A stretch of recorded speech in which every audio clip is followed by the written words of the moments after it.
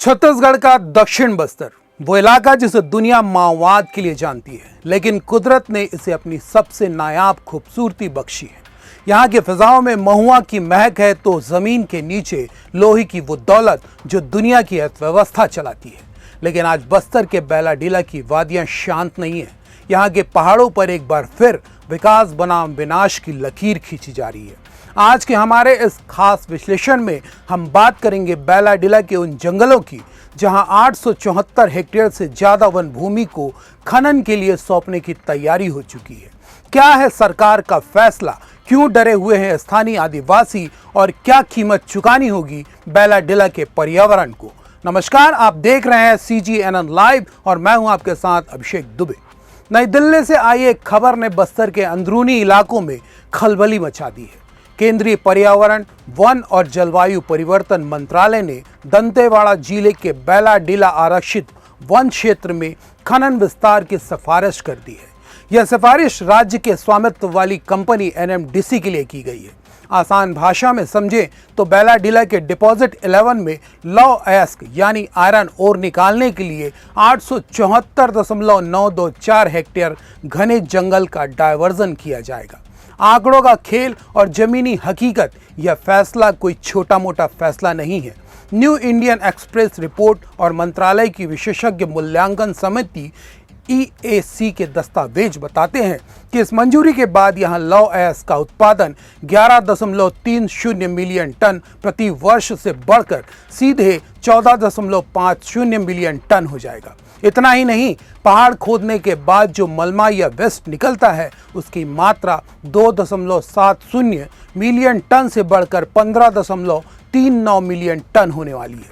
सोचिए, जिस बैलाडीला की पहचान बैल के कुबड़ जैसी खूबसूरत चोटियों से होती है, जहां उच्च गुणवत्ता वाला लोहा मिलता है, वहां अब मशीनों का शोर और गहराने वाला है। यहां करीब 558 मिलियन टन लोहे का भंडार है जो बेशकीमती है। लेकिन सवाल यह है कि इसकी कीमत कौन चुकाएगा। 5 जनवरी को दंतेवाड़ा में एक अलग ही मंजर देखने को मिला। स्थानीय युवा, आदिवासी संगठन और कई राजनीतिक दल सड़कों पर उतर आए।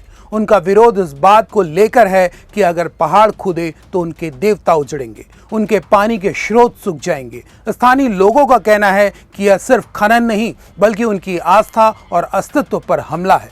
उनका डर है कि प्राचीन पेड़ काट दिए जाएंगे और जल स्रोत जो सदियों से उनकी प्यास बुझा रहे हैं वो खनन के मलबे में दफन हो जाएंगे। जैव विविधता को जो नुकसान होगा उसकी भरपाई कोई पैसा नहीं कर सकता। अब जरा यह भी जान लीजिए कि जिस जंगल को काटने की तैयारी है वहां रहता कौन है। सरकारी दस्तावेज खुद यह मानते हैं कि बैलाडीला आरक्षित वन साधारण जंगल नहीं है। यहाँ स्थाल भालू, तेंदुआ, बाघ, सियार और बस्तर की पहचान पहाड़ी मैना जैसे दुर्लभ जीव रहते हैं। यहाँ विशालकाय उड़ने वाली गिलहरियां हैं तो जमीन पर रेंगने वाले अजगर और किंग कोबरा भी।